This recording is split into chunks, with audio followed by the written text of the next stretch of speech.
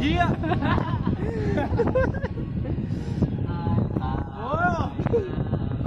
Như mưa con ta tin tỏng cái điêu nó tỏng cái đã. Tao ấy xuống kiếp bảo hiểm này.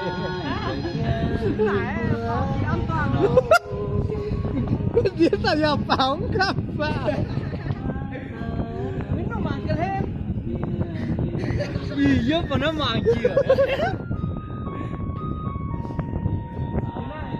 Này không? Nó gì không? Cái này hay à? Con nó để tài bảo thứ gì á đấy? Nó mang thêm phần đó. Nó có chụp cái khay nữa. Nó còn diễn phim gì vào? Nó tụi khen được xe. Rồi lại hát khốn à? Cái đó tập diễn khen à?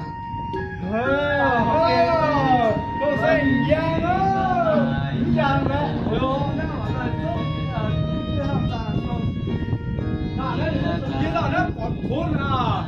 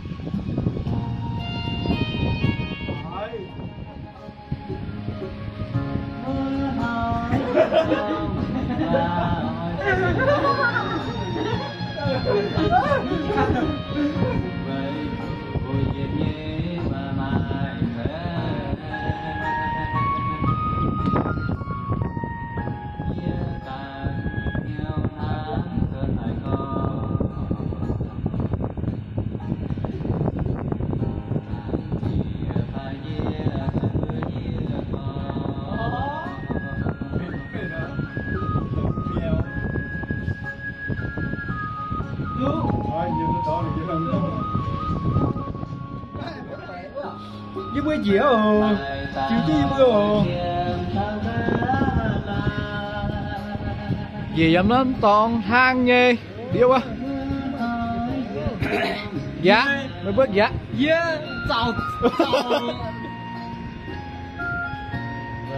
Có cán gì ồ.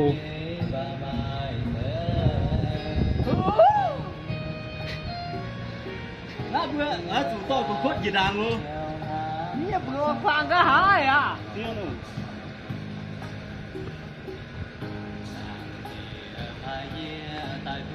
Mới mà đấu tao à?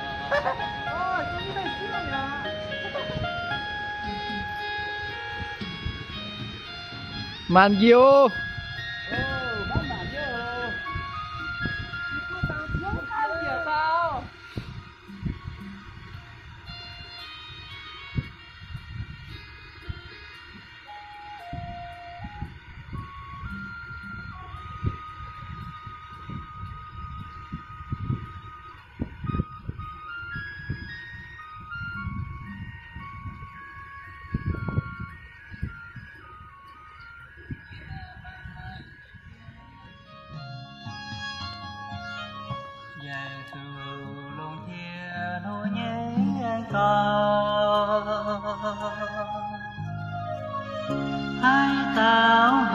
Mày làm gì à? Đấy gì bữa lủng đâu các bạn.